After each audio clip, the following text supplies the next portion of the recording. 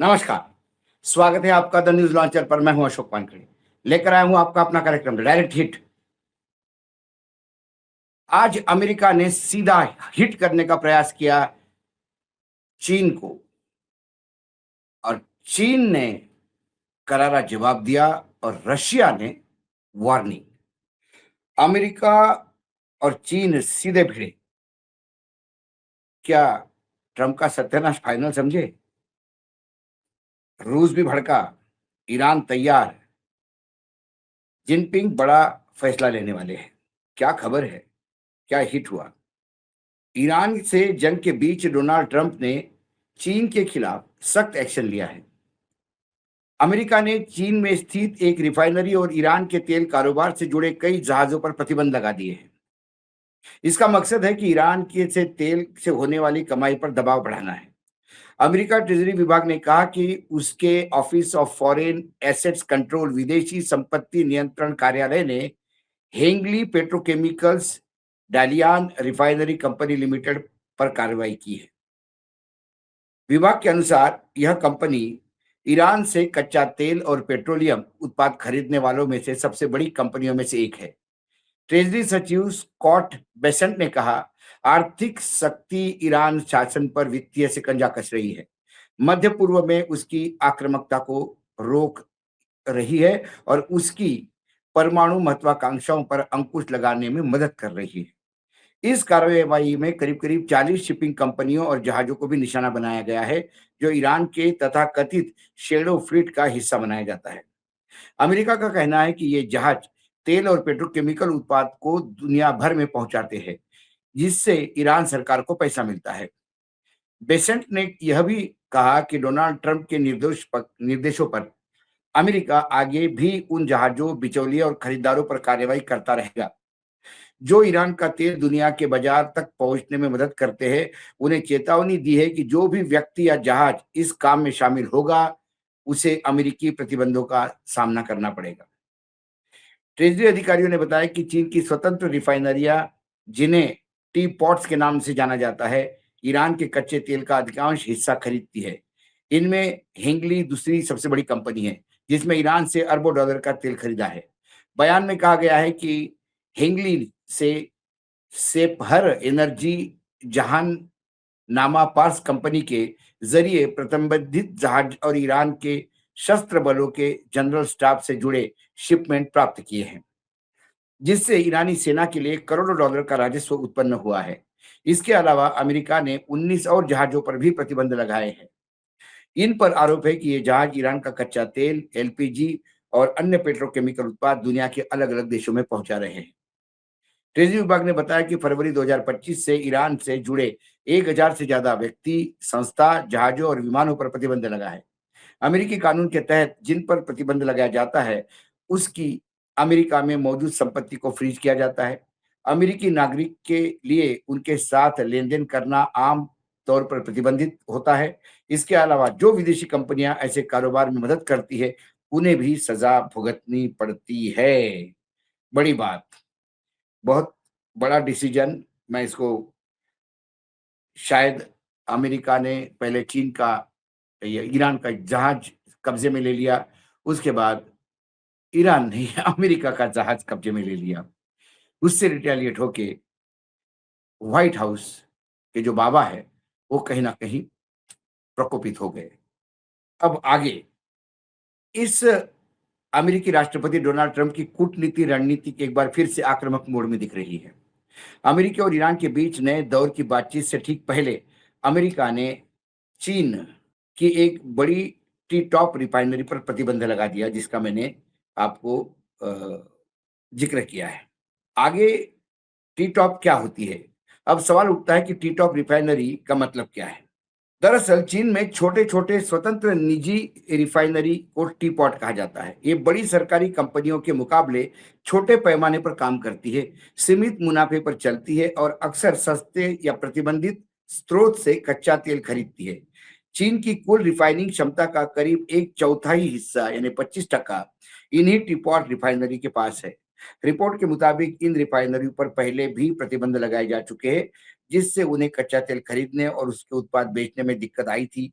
कई बार उन्होंने अपने उत्पाद अलग-अलग नाम से बेचे हैं। अब इस पूरे घटनाक्रम पर चीन ने कड़ी प्रतिक्रिया दी है। वाशिंगटन स्थित चीन दूतावास के प्रवक्ता ने बयान में कहा कि हम अमेरिका से अपील करते हैं कि वह व्यापार और टेक्नोलॉजी मुद्दे को राजनीतिक हथियार बनाना बंद करे। चीनी कंपनियों को निशाना बनाने के लिए प्रतिबंधित का जो नया जो प्रतिबंधित सैंक्शंस का दुरुपयोग ना करे।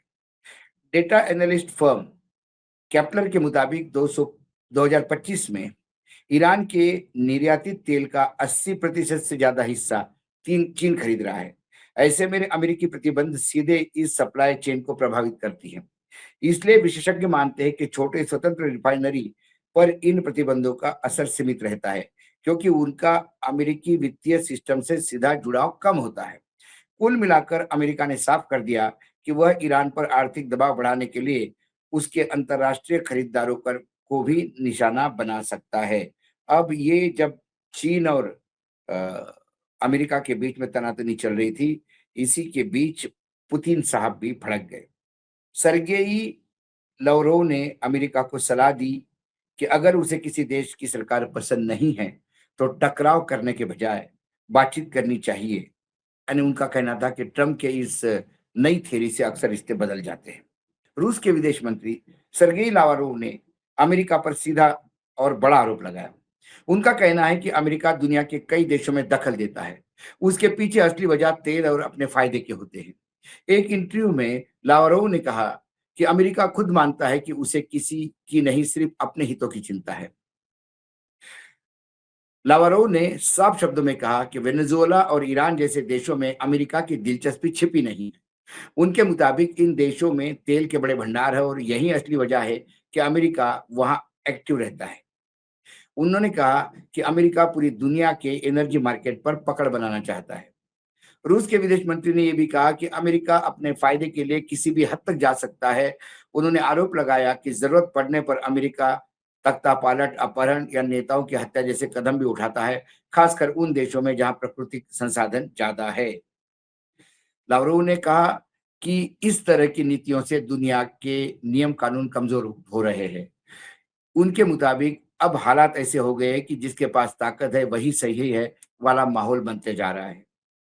लावारो ने अमेरिका को सलाह दी है कि अगर उसे किसी देश की सरकार पसंद नहीं, तो टकराव के बजाय बातचीत करनी चाहिए, क्योंकि टकराव से स्थितियां बिगड़ सकती हैं।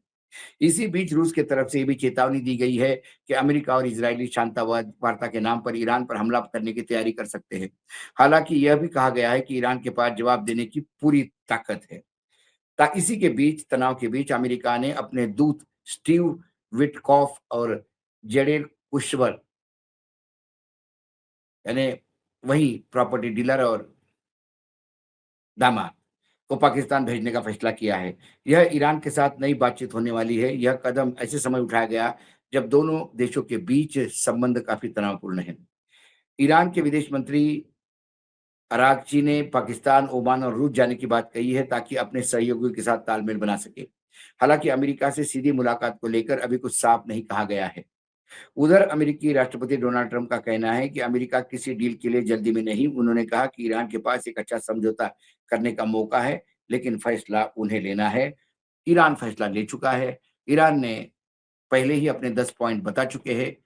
अमेरिका बहुत प्रयास कर रहा है, इस तरह से दादागिरी करो, उस तरह से दादागिरी करो, एन केन प्रकरण ईरान को घुटने पे लाने का प्रयास करे, लेकिन ईरान है कि मानता नहीं।